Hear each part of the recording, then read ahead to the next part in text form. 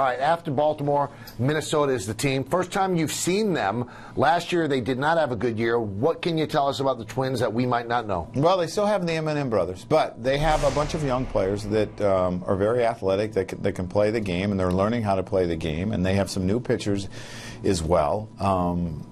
It's a team that's changed a lot over the last 3 years. The guys that we're used to seeing are all gone, and it's a whole new group of starting pitchers. But, you know, they've played okay this year. I mean, they have. And obviously the focus there is always Joe Mauer, and you can't let him beat you, and he's having a pretty good year. Is there a certain way that Ron Gardenhire teams play that you can expect even though the players are new? Fundamentally sound. They will be fundamentally sound, and he expects that from them. And sometimes with young players, you'll get some maybe young player mistakes, but they'll be taught well, and they'll be ready to go. How do you like that ballpark? I think it's beautiful. I think it's a beautiful ballpark. I know there's been some talk there's not as many home runs as the Metrodome, and that's probably true, but I think the ballpark is gorgeous. It's gorgeous in June and July. I'm sure you're glad you're not there in April. Well, that's, you know, I'd like to be there in October is when I'd like to be there, but yeah, I mean, it's going to be probably the weather's probably going to be great when we're there, and you know, we played in cities that are just as cold as that, and it's, you know, you can go to Detroit and it can be cold, and Cleveland can be cold, and so can Chicago. So I'm glad it's an outdoor stadium. All right, then the Orioles come back to New York, so you'll play them 6 times in 10 games.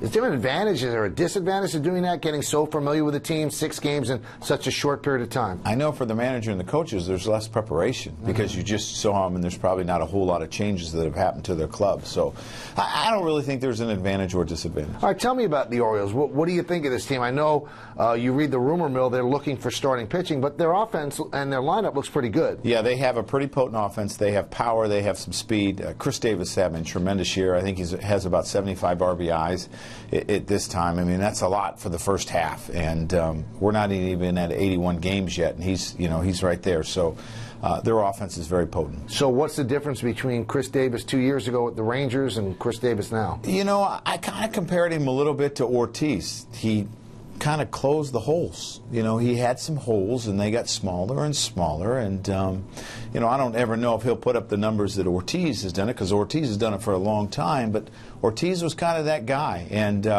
he's got big power, and he's also figured out how to foul pitches off now and have good at-bats. Now, Tom Verducci, writing in SI.com, spoke to a scout and asked the scout, would you take to start a team? And the scout said, I take Machado over Trout and Harper. How good is Manny Machado, their third baseman? He is really, really good, and he's a shortstop playing third base. And we saw some of the plays that he made Friday night. The play where, I'm not sure who it was, I think it was Almonte hit the ball off the pitcher's glove, and he almost, you know, came in and threw off balance and almost got him at first base.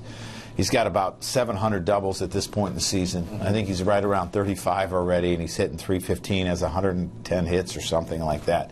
He's having a tremendous year. He's 20 years old. So, I mean, he is on pace to have 220-something hits this year, and it's incredible. All right, so you're playing teams in the American League East, and Joe, with the Blue Jays winning as many games as they have, now it's a 5-team race. Did you expect this? We did.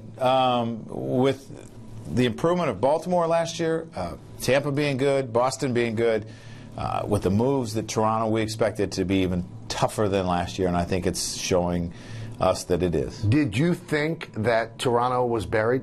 No, I didn't necessarily think so.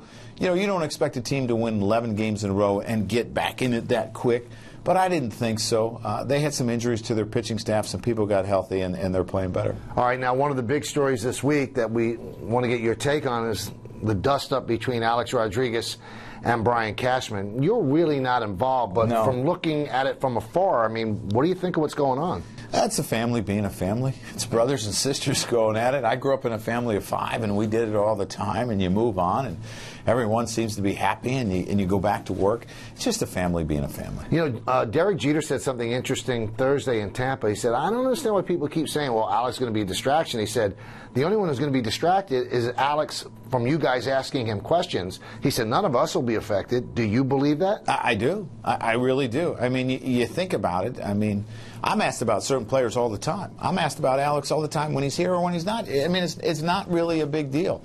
That's part of being a Yankee. That's part of having superstars on your team. So I don't think it'll be a distraction.